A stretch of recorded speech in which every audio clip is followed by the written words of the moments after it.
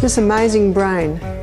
In our last lecture, we looked at the things that are going into the mouth. We looked over here at not only mouth but other areas which are affecting the functioning of our brain.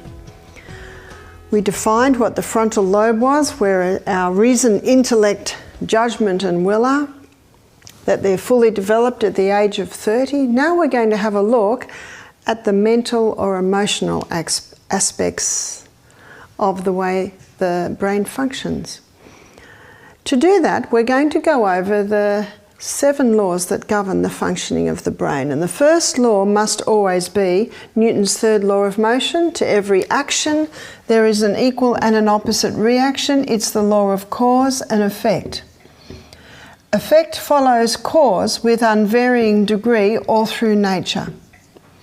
Never should we blame the effect as the cause, and sadly that often happens. I'm going to have a look at a few sadly common things that are happening today in the mental area, and we're going to have a look at what they are and what are the possible causes. One is panic attacks. What is a panic attack? A lady told me this. She said she woke up in the middle of the night one night, she's about 53, and she was in total panic. Her heart was racing, her skin was on edge, felt like electricity. She was terrified. She woke up her husband and said, "Quickly, you must take me to hospital, something terrible is happening to me." He drove very fast, he didn't know what was going on, got to hospital. It was a very busy night. They brought her in, her husband brought her in to the nurse, and the nurse said yes. And she said, "Something terrible is happening with me, my heart is racing, my skin's on edge, I'm feeling total terror." The nurse said, "Fine, go and take a seat, we'll be with you shortly." Now the nurse didn't know, and the lady didn't know, and her husband didn't know that it would actually be hours. The nurse never planned that. But what happened was, 15 minutes later, she went and got the doctor. They were about to call her in, and an ambulance came in with its siren blazing. There'd been an accident down the road. Someone was dead. Someone else was already on life support. So, of course, the priorities quickly shift. The lady heard the sirens. She saw the people running. And at that point, her mind was diverted. As you will see as we go through these laws, diversion is one of the laws. She was watching what was going on. She saw that a crisis was happening. And she watched it all happen. All took about half an hour before things settled down again. The nurse was about to call her in, and then another ambulance arrived with sirens blazing. Someone had had a cardiac arrest and they were doing mouth to mouth. Can you see the scenario? It was probably about 4 hours later the lady was sitting there. Her husband was asleep. It wasn't the nurse's fault. They had planned to see her. It's just that crisis after crisis after crisis came in. By this stage, in fact, within probably half an hour, the lady felt all right, but she thought she'd better stay around. She thought she was going to be seen in the next 10 minutes, every 10 minutes. She woke her husband. She said, "We'll just go home. They're very busy here." They went home. She went to sleep. She woke up in the morning. She felt a little bit silly, but she also knew that what she felt was real. So that day she did a Google search because she had heard the nurse say to another nurse, "Panic attack," and she thought, "I must have had a panic attack." She did a search on the web. She came up with one area that ticked every box for her. Early 50s, starting to go through menopause, had been on the pill for about 10 years when she was younger, She ticked every box. And she searched that line, and she came a little bit further, and she came to the Anna's Wild Yam Cream, a hormonal balancing cream. She found out that when a woman's on the pill, it boosts estrogen and depletes progesterone. And progesterone is the hormone that keeps you calm, that prevents the panic attacks. She thought, well, that's all me. She went a little bit further, and you could send away for a DVD called The Dance of the Hormones. And in that DVD, she learnt about the importance of the 8 laws of health. She learnt about the importance of drinking more water, of having a more plant-based diet. She learnt about the importance of exercising, of going to bed early. She started to go to bed earlier. She learnt the dangers of the sugars, the alcohols, the caffeine. So she stopped alcohol, she stopped sugar, she stopped caffeine. She started to use the sunshine a little bit. She checked her home, had fresh air. After 2 months, she felt fantastic. After 2 months, her friends were saying to her, "What's happened to you?" She'd lost 10 kilos in weight. She said, "Well, I've just been implementing the things that I've heard on this DVD." At the same time, she was taking the Anna's Wild Yam Cream, which was going to boost her progesterone, her happy hormone, and little by little get her estrogen under control. 2.5 months later, she woke in the middle of the night. Panic. Heart was racing, skin felt like it had electricity on it. She was experiencing total terror. This is what her feelings said. You see, the back part of the brain is where the feelings are. And in the first scenario, that had been the boss.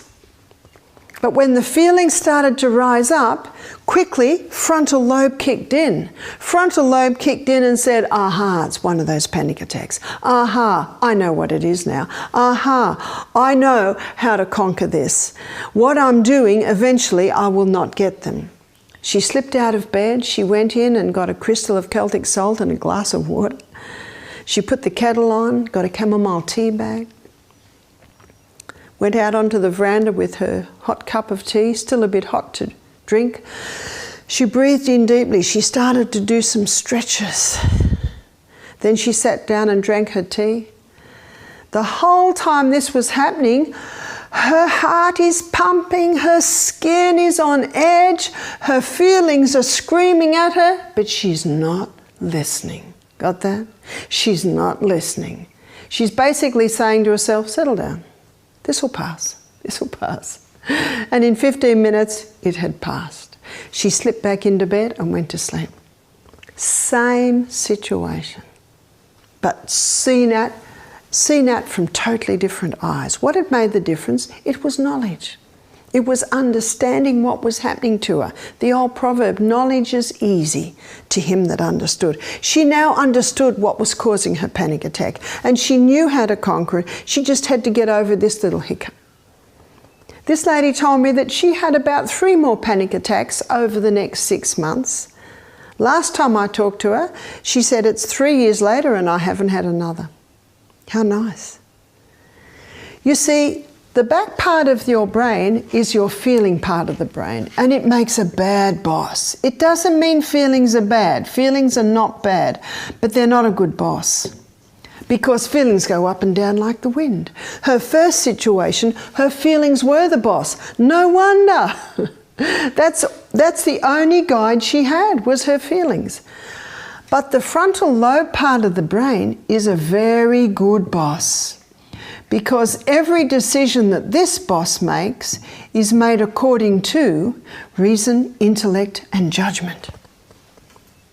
Basically, you could call it cognitive behavioural therapy. She just changed the way she saw it. And what enabled her to do that was knowledge. Knowledge on why this was happening and what she could do to overcome it. But let me give you another story, and this also was told me. Same situation. Rush to casualty. It's a quiet night. So the lady's given Valium to calm her down and a referral to a psychiatrist. She sees the psychiatrist. He says, I found the cause of all your problems. You get panic attacks. Now, the night she got a panic attack, it had a profound effect on her. That made a strong pathway. And when her specialist told her, you get panic attacks, what did that do to that pathway? It made it strong. Yes, put a bit of Rio in it. He said, you'll be on panic attack medication for the rest of your life. May I quickly add here, not every doctor says that, but this one did. She went home. Her mother said, what did the doctor say? He said, I get panic attacks. He said, I'll be on medication for the rest of my life. Can you see what's happening here? The more you frequent those pathways, the stronger they get. Science shows that they are physical pathways in our brain. 2 years later, this lady came to Misty Mountain Health Retreat. She's now to the point where she can't drive her car. Her panic attacks are so strong. So I gave her a script, a prescription of what to do when the lightning strikes. I said, the first thing I want you to do when you feel that panic arising is laugh. She said, I won't feel like laughing. I said, you're absolutely right. But you will. What did I say when I said you will? I made a pathway. I said, just pretend to be a kookaburra. Almost makes you giggle. And while you're laughing, get a crystal of salt, glass of water, get a chamomile tea bag, all the things that this previous lady had done. I said, you'll conquer it. But I said the hardest time will be the first time. Because we like going down the paths of least resistance, don't we? And this has got resistance. It's not a well-worn pathway. This is the path of least resistance, well-worn. It's like going on a bushwalk and being told you can go anywhere but not on the path. It's pretty hard to go through the bush, but on the path, it's easy. That's actually exactly what's happening in your brain. And this lady did it. I don't know anyone that likes being on medication. I don't like it, and I don't know anyone that likes having panic attacks. Eventually, the pathway became stronger and stronger. This is the pathway of conquering panic attacks. And because she stopped frequenting the panic attack pathway, can you see what's happening here? The new pathway is stronger. How long does it take before the new pathway is stronger than the old pathway? Let's make that a little bit thinner. Science shows us it takes 21 days. 21 days to create a new habit.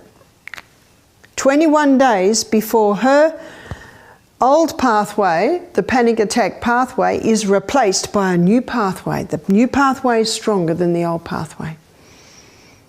And when the new pathway is stronger than the old pathway, when something stressful arises, guess where she goes?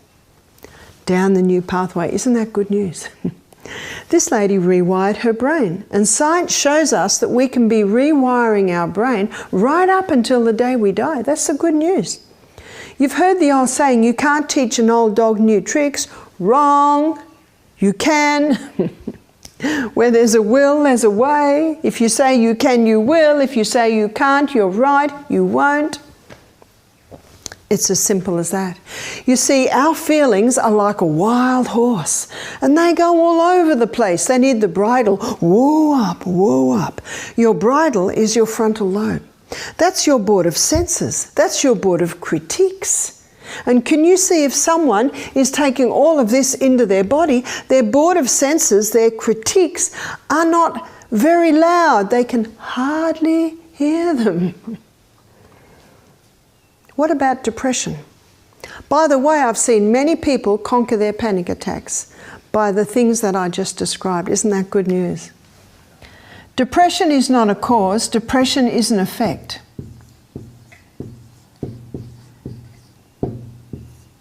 The medical definition of depression is a chemical imbalance in the brain. What's my next question? Why? What has caused this imbalance? Let's have a look at what causes the highs. Sugar causes a high, wheat causes a high, caffeine causes a high, alcohol causes a high, tobacco causes a high, MSG causes a high. All of these highs come with corresponding lows. They're transitory highs. They're just crutches. They just hold you up for a little time. But because they are transitory, because they are brief, because they are really delusive, they all come with the corresponding lows. Sugar blues, that's why the book's called Sugar Blues. That's the wheat blues. We've got another book called Caffeine Blues. They all cause the blues. They give an initial brief high, but they come along with this long corresponding low. What's a hangover? It's not a very real low. Desperately doing anything to get the next cigarette. Desperately. We've got one we haven't got here, which is drugs. I can't understand myself, a beautiful young girl, going into prostitution to feed her drug habit. That's the effect that the high of the drug does. They're constantly going for it again to try and maintain that high. These are all transitory highs coming along with very real lows. Of themselves and absolutely together, they can cause depression. Depression is a chemical imbalance in the brain. A chemical imbalance can be caused by a lack, so we've got a lack of oxygen. Oxygen vitalises, invigorates and electrifies the body. Lack of oxygen can cause depression. Lack of exercise can be one of the causes of lack of oxygen. Lack of sunshine. Sunshine in the day causes a release of serotonin at night. And serotonin is a hormone that makes you feel good. Lack of sleep can cause depression, especially in the hours of powers that we talked about. You see, when you're sleeping in the proper hours, there's a release of serotonin. So sunshine and sleep are both affecting the release of the serotonin. Lack of water. Our brain's a hydroelectric system. Lack of water, lack of hydro, lack of electricity. Negative thought patterns can be developed in a brain that is dehydrated. Lack of rest. Lack of rest can be different to lack of sleep. If you're a computer programmer, your rest might be climbing mountains. We've got many monomaniacs today. Have you heard of a monomaniac? A monomaniac is someone who only develops one part of their brain. My son William's in Brisbane at the moment, and he's getting very busy as a handyman. He was brought up on the farm. He knows how to do lots of things. He said no one knows how to do anything in the home. People get him to go and change a tyre. People get him to go and fix a washer on the tap. And the people who are doing that are usually computer experts. They're monomaniacs. There's only one part of their brain that's developed, and that's the technology part of the brain. There are many men today who can't chop wood, they can't change a tyre, they don't know how to do a grease and oil change on their car, they don't know a lot of basics, maintenance around homes. And there are a lot of ladies who they're very good on the computer, but they can't knit, they can't sew, they can't cook, they can't clean, they can't parent. There are so many who don't know the basics today. They're monomaniacs, just developed one part.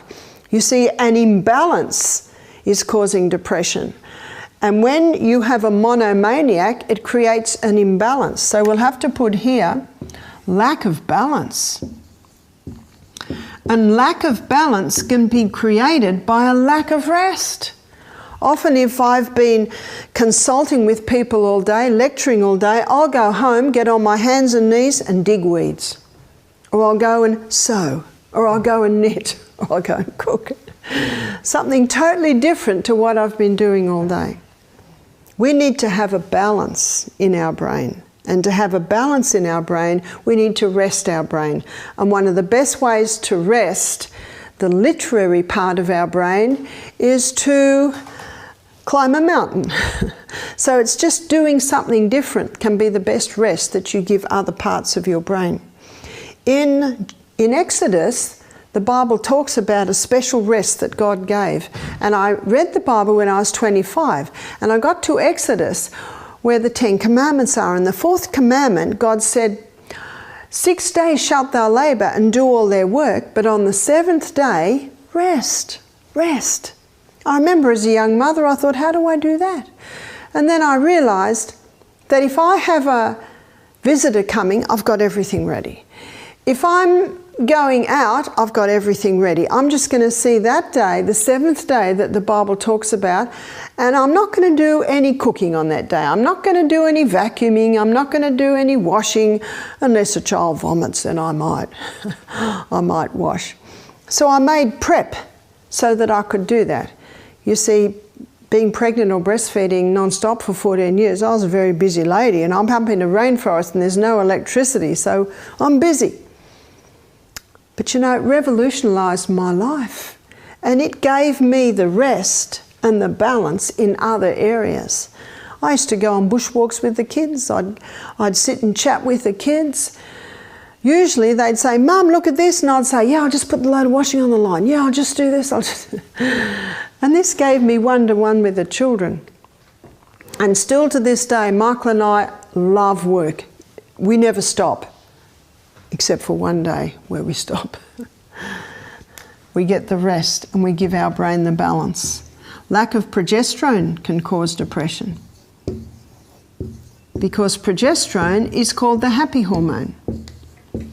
I meet many women in menopause age who are suffering from depression, and when I do a history on them, they're on the pill. The pill depleted their progesterone, boosts their estrogen, and basically those levels are still out.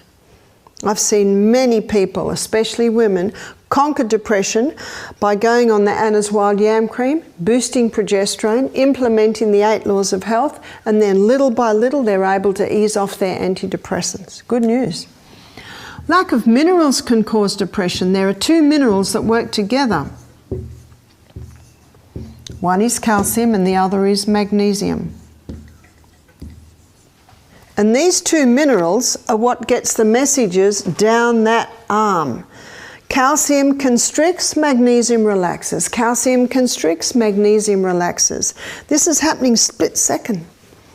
That's how the messages come down that arm. Lack of calcium and or lack of magnesium can both cause a deficiency in the message's ability to get down that arm. Lack of vitamins, especially the B vitamins. The B vitamins are probably the most famous vitamins in helping people get proper brain function.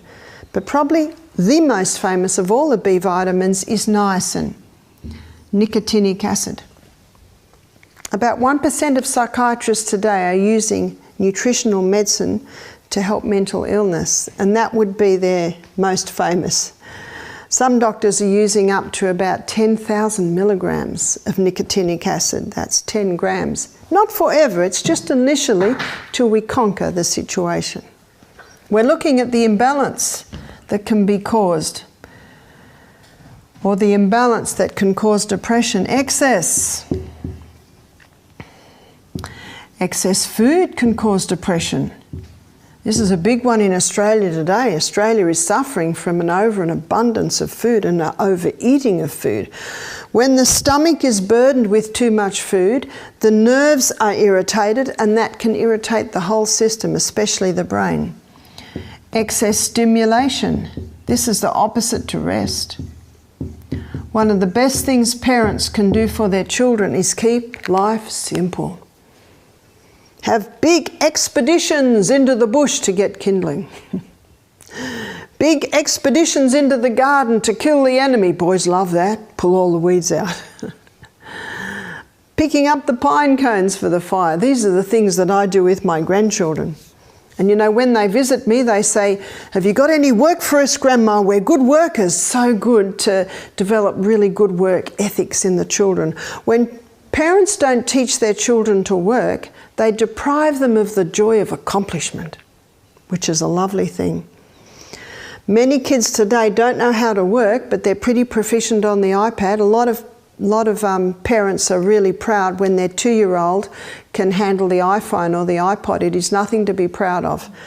Kids are smart.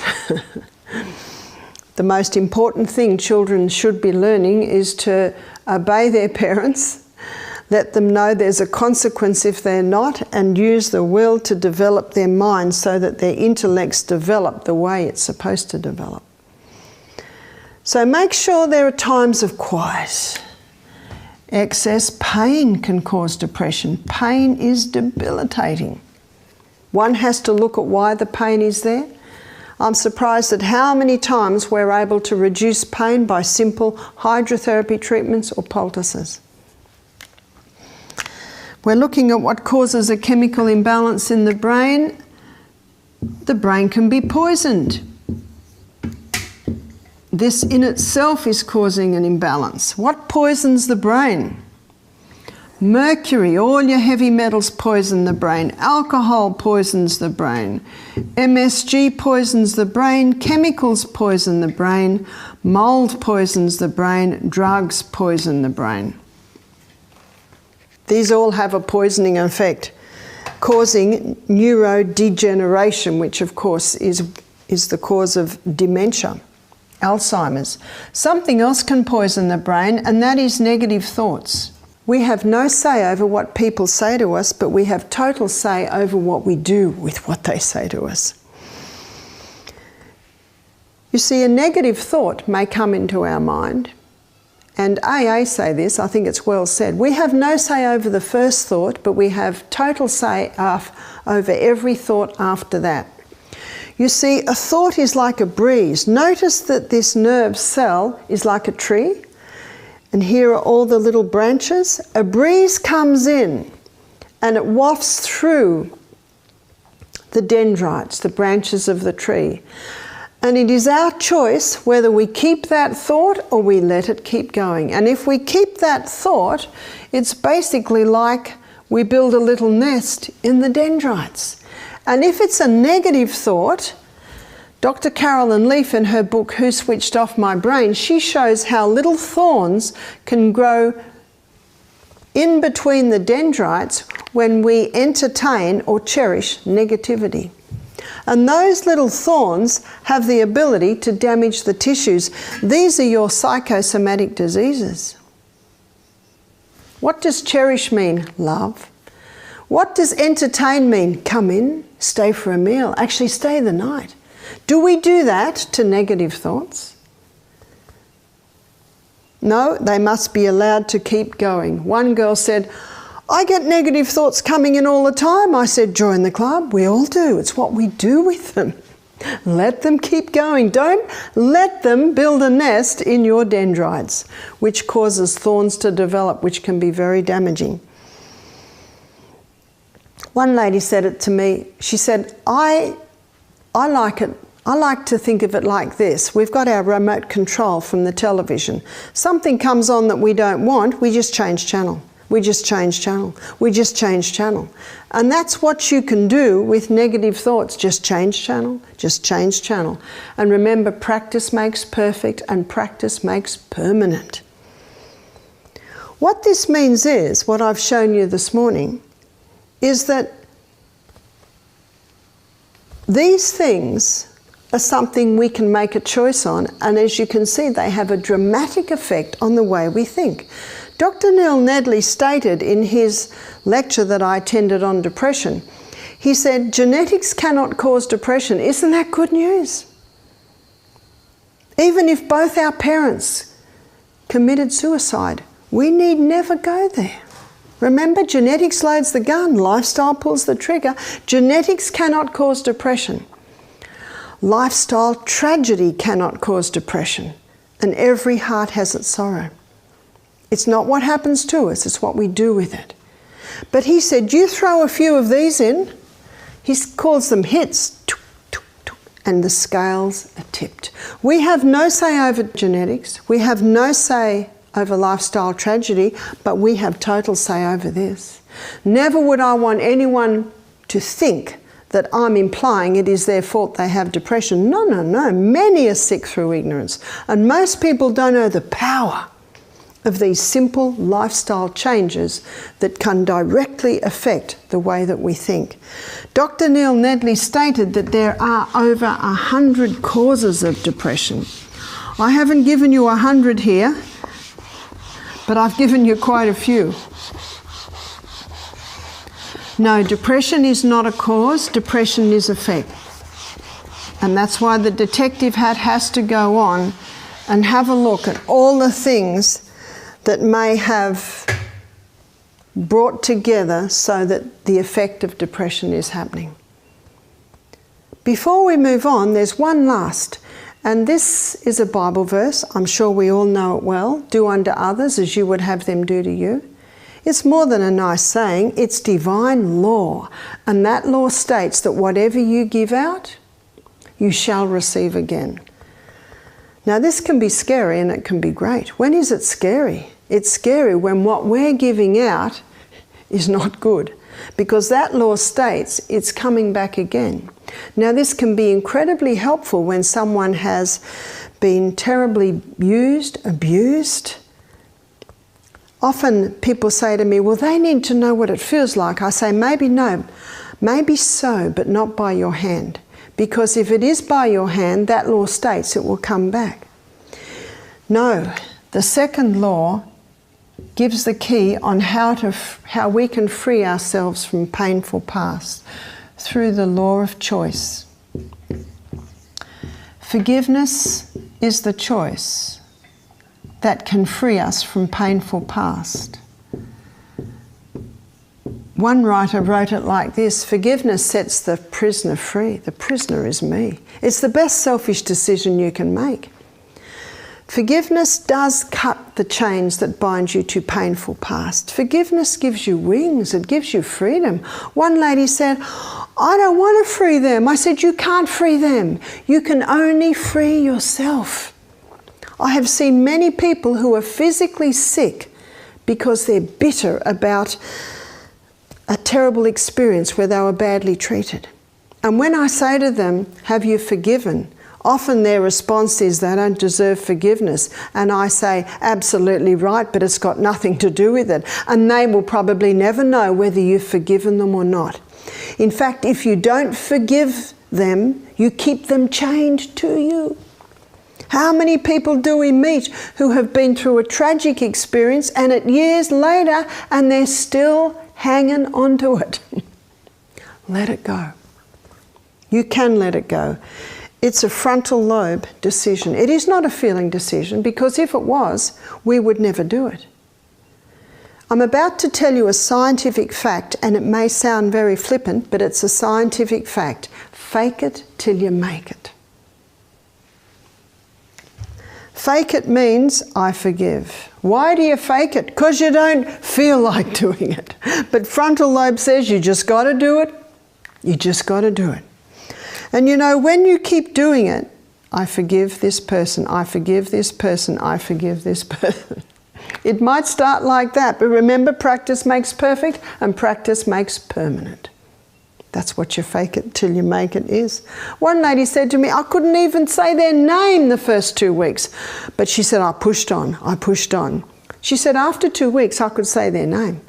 After 3 weeks, she said, I had no anger when I said the name. She said, after 2 months, I saw the person in the street, and she said, the hair didn't go up on the back of my head, and I didn't feel like running up and wringing their neck. I actually had almost a warm feeling.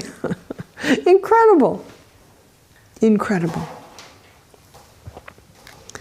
The third law explains this. You see, our words affect our feelings. That's why you have to be very careful on your words, because what you say affects the way you feel.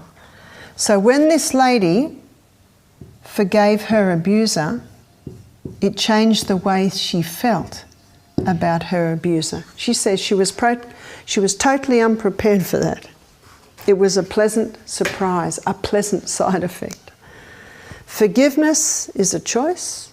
It's a frontal lobe decision. Don't listen to your feelings. Just tell them to settle down, because they'll come into line, because your words will affect them. Love is a choice. Love is a frontal lobe activity. It is not dependent on feelings. It is a frontal lobe decision. You see, when we fall in love with character.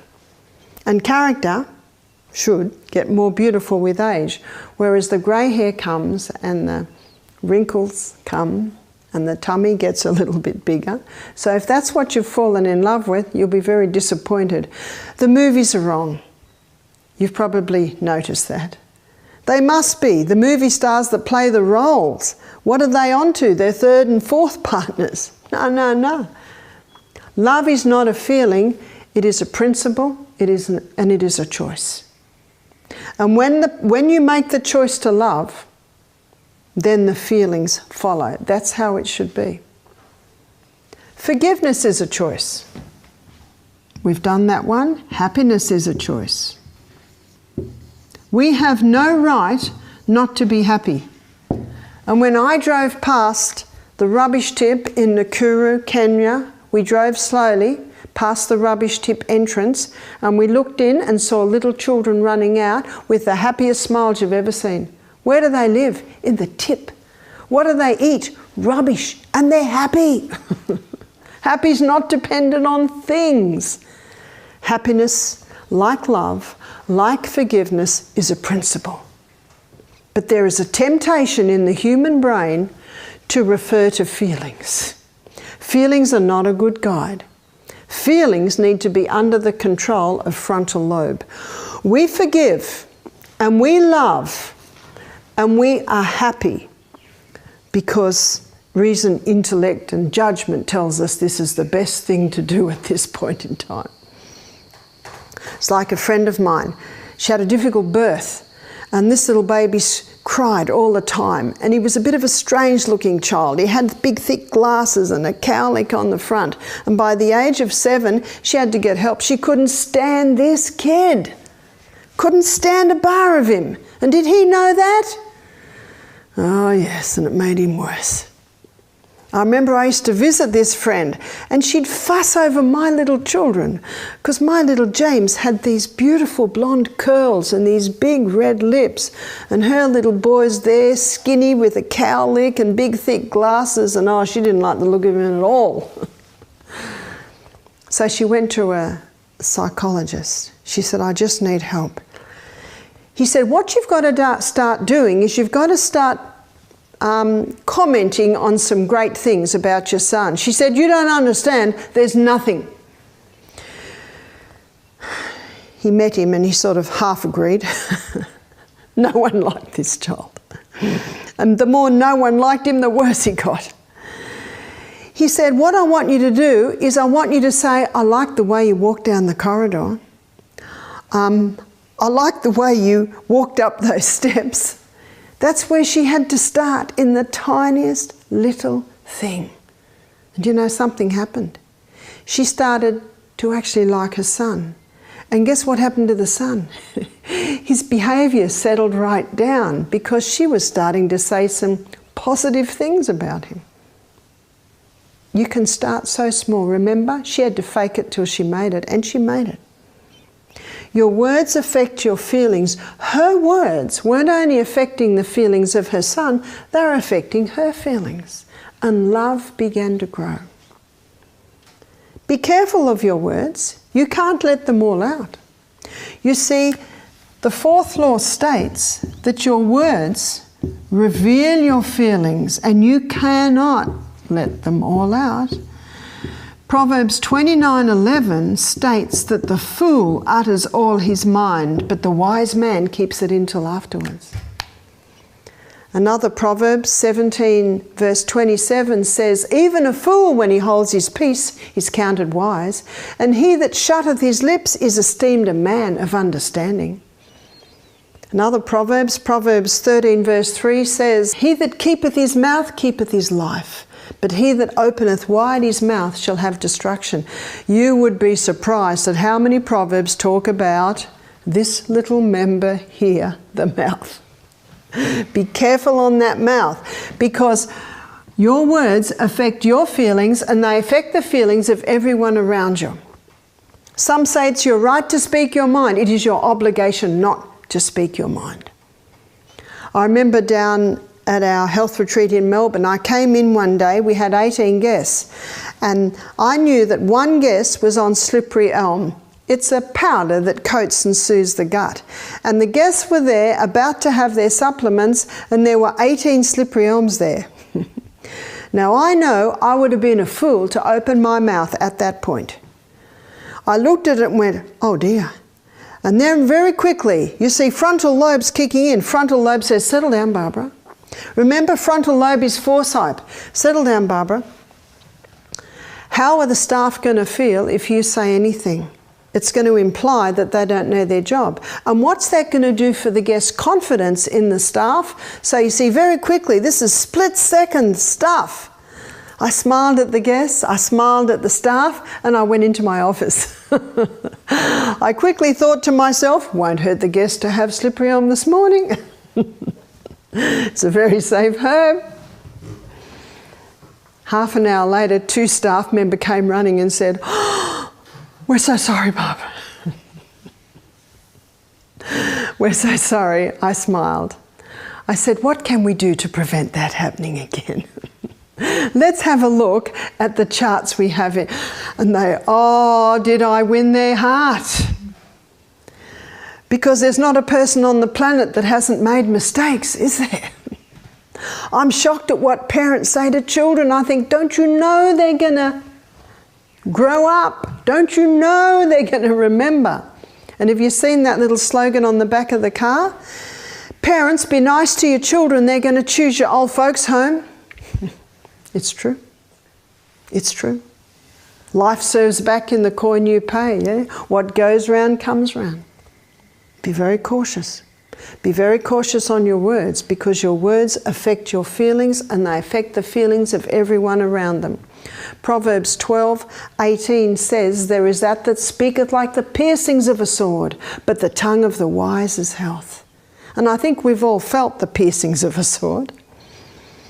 But do you know who it pierces the most? The speaker. We had a girl visit us one day and something went wrong and she lost it. She lost it with Michael, with Howard. She came to lose it with me, and I said, can I just say something? And she looked at me and I said, you don't realise this, but this happened, and that's why that happened. It was, it was a mistake. She'd made a big mistake. She jumped to conclusions. Proverbs 13:18 says, he that answereth a matter before he heareth it, it is folly and it is shame to him. We need to keep our mouth shut and get all the pieces of information in place before we speak. Because notice what the proverb says, because it is folly and it is shame to him. And it is rarely what it appears, isn't it? I found that as a mother. It's rarely what it appears. I have to hold my mouth and I have to wait and find out what's happening. Your words affect your feeling, they affect the feeling of everyone around you. Your words reveal your feelings and you can't let them all out. Some say it's your right to speak your mind, it's your obligation not to. But I'm upset. Well, go and chop some wood. We don't have wood. Go for a run. Get on the exercise bike. Have a cold shower. Have a big glass of water. Go outside and sing opera for 5 minutes. Don't speak until once again frontal lobe is boss, because this is a bad boss. Oh, how many words have been said that would have been best left unsaid. And how many words haven't been said that should have been said? How often at a funeral are these people saying all this stuff about this person, and that person through their life never heard those things? Your words reveal your feelings, so be careful with them. There are some things that need to be said.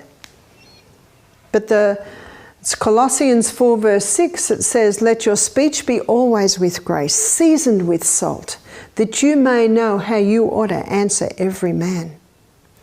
You see, with your feelings, if they're in charge, you get fight or flight.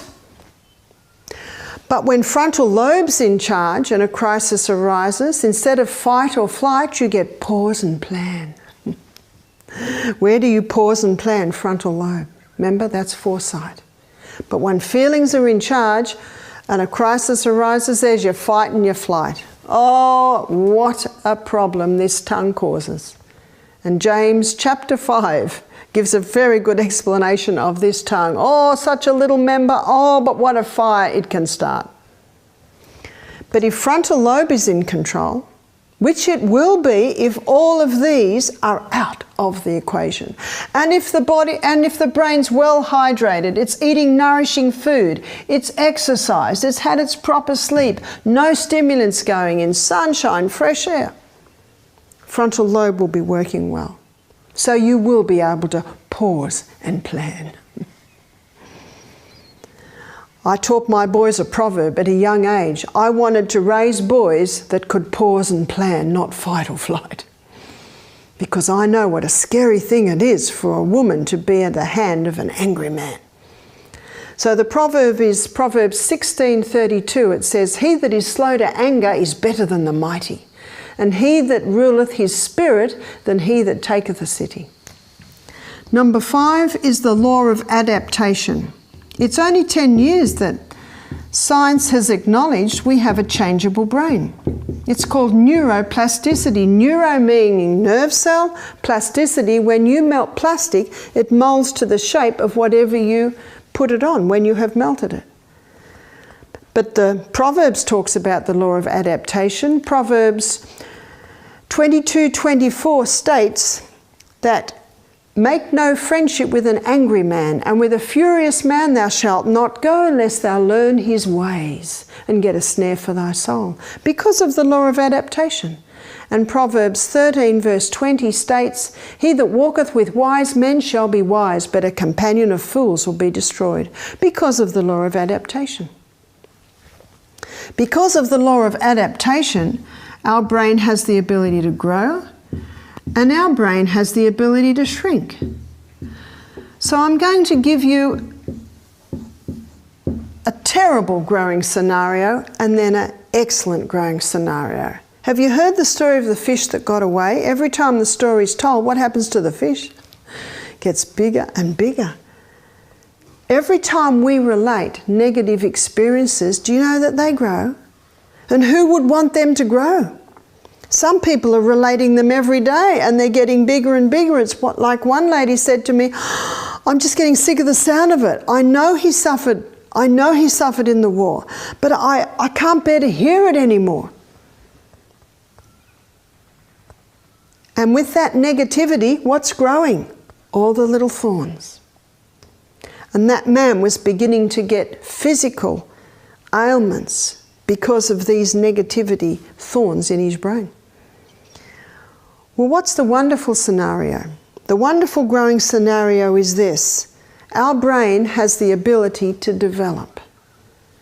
Once the brain cell dies, it's gone. It can never regrow. No other cell is like that. But this one nerve cell has the ability to develop 70,000 dendrites. Every time you learn something new, another dendrite. Say you're a pianist, every time you learn a new piece. I like knitting fine lace. Every time I knit something new, a new pattern. My husband recently, or a few years ago, learnt to fly a helicopter. I think a lot of new dendrites came. Because he said when he learnt the Bell 47, that's a manual. He said you're doing 5 different things at once. One with one right foot, left hand, 2 things with the right hand, all at once. His teacher had never met a 50-year-old man who got his solo as quickly as the young men. How many 50-year-old men aren't doing all that? Michael did have some drugs and some marijuana in his youth, so he has sustained a bit of damage, but he's obviously developed what remains. That's the good news. 70,000 dendrites. That's why we should never stop learning. Never stop learning. A.A. Milne, the poet, said the world is full of so many things, we all should be as happy as kings. My husband's not interested in gardening or knitting or sewing or cooking. Obviously you choose things that you like. But science shows that learning a musical instrument is one of the top on the list. Can you play a musical instrument? Well, it's time to learn.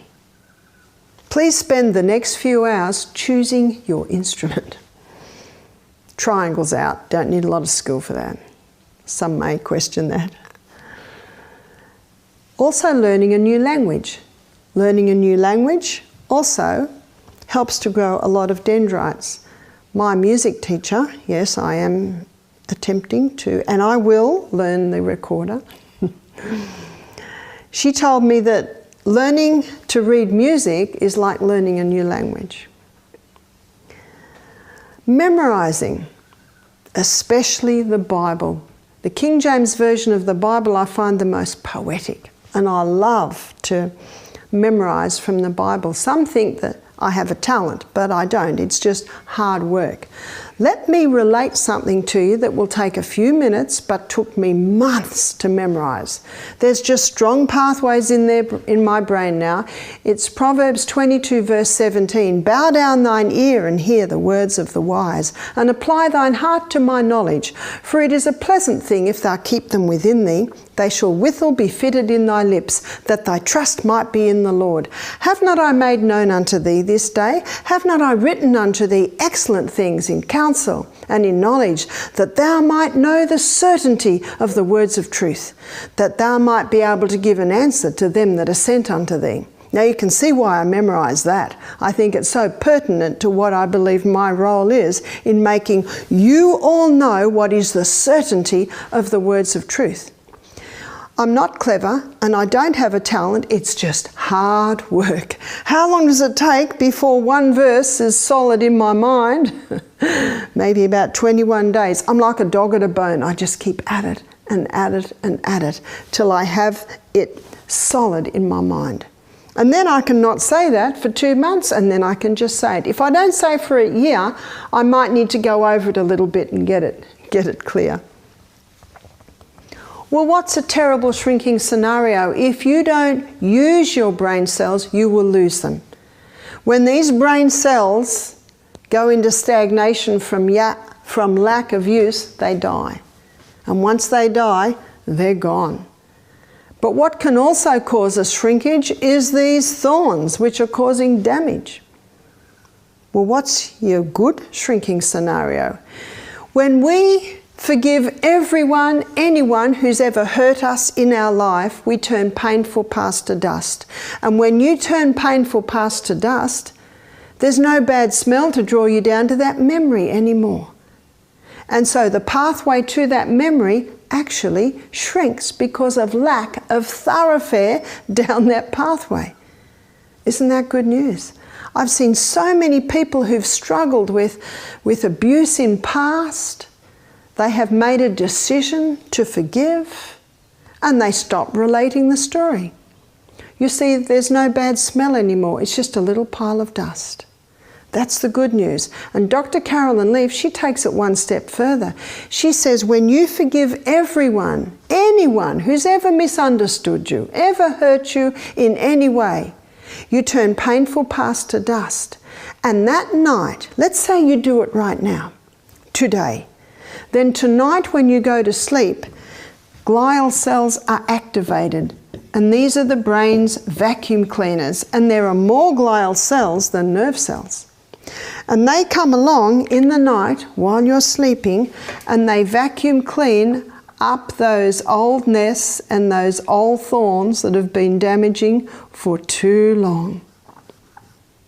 Science now shows us that forgiveness has a physiological effect on the brain to spring clean the brain. Isn't that good news? Amazing. Number 7. The last and the final law is the law of diversion. The law of diversion states that when something is so firmly denied as to refuse any hope for it, the brain has the ability to divert to other pursuits. Don't you love it? What are the old sayings for that? When God closes a door, he opens a window. And my eldest son James, at the age of 13, he said, "Mum, sometimes the window's bigger than the door." Good frontal lobe activity for a 13-year-old. One Italian man said, no. In Italy we say when God closes one door, he opens two. And I think we can all relate to that in our life. That experiences that we have thought would be maybe the worst thing that happened to us have been an open door or stepping stones to greater things. That the trials in our life not be rocks to crush us, but stepping stones to greater things. That's why it's like this. If you say it's great, it will be. And if you say it's bad, it will be. In our brain, there are two polar opposites. There's fear and there's faith. And from fear come all the negative emotions, and from faith come all the positive emotions. And the Bible verse for fear is 2 Timothy 1 verse 7, where it states, God has not given us the spirit of fear, but of power, of love, and of a sound mind. In other words, fear is the opposite to sound mind. But over here on the other end of the scale, we've got faith. And faith is a frontal lobe activity. And the verse for faith is Hebrews 11 verse 1. Faith is the substance of things hoped for, the evidence of things not seen. And down in verse 6 of that chapter it says, without faith it is impossible to please God, because God is a rewarder of them that diligently seek him. And there's one way to strengthen faith. Faith grows strong by earnest conflict with fear and doubt. So that's how you get rid of fear and strengthen faith, by going into conflict with it. It is a choice factor. My daughter Julia found this one. She's a lover of beautiful sayings. Hope and faith are inseparable companions, and hope sees the invisible, feels the intangible, and achieves the impossible. These are frontal lobe activities, and it is in the frontal lobe part of the brain where God communicates with man. In Isaiah 1:18, the Bible says, come let us reason together. It's a choice factor. God is not in every human being. You would never say God was in Hitler, Mugabe, Stalin. No, God gave mankind the choice. But oh, what a gamble. It would mean some would choose wrong. And when people choose wrong, innocent people suffer. What a wonderful gift that God has given to us. The ability not only to choose him and choose life, but the ability to make a decision today that can change our life around. Choice is a law, and choice is a function of the frontal lobe. And remember, your will is like a muscle. The more you use it, the stronger it gets. These are the laws that govern the mind. This is like a toolbox, and when law is adhered to, mental health responds. Mental health is the result. Let me finish with one verse. It's actually a few sentences that I found in an old book. Right physical habits promote mental superiority. Intellectual power, physical strength, longevity depend upon immutable laws. Laws of health, laws of the mind, immutable laws. There's no happen so no chance about this matter. Nature's God will not interfere to preserve men from the consequences of violating nature's law. There is much sterling truth in the adage, every man and every woman is the architect of their own fortune.